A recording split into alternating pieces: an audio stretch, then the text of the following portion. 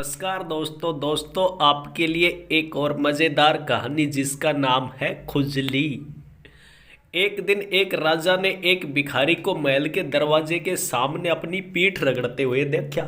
उसने अपने सिपाहियों से भिखारी को पकड़कर राज दरबार में लेकर आने को कहा। सिपाही फौरन गए और भिखारी को पकड़ कर ले आए। राजा ने उससे पूछा, तुम महल के दरवाजे के सामने अपनी पीठ क्यों खुजला रहे थे?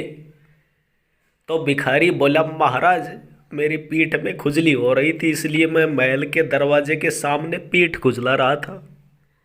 राजा ने यह सुनने के बाद अपने सिपाहियों को आदेश दिया कि इस भिखारी को 20 स्वर्ण मुद्राएं दी जाए। जल्दी ही यह खबर पूरे राज्य में आग की तरह फैल गई।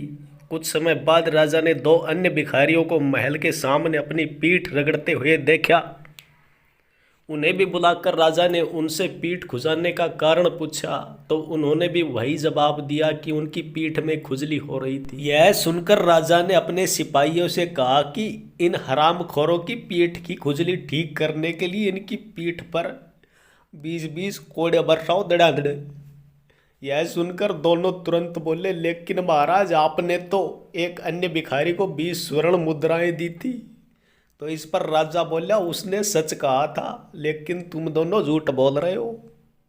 यदि चाहते तो तुम दोनों एक दूसरे की पीठ आपस में खुजला सकते थे।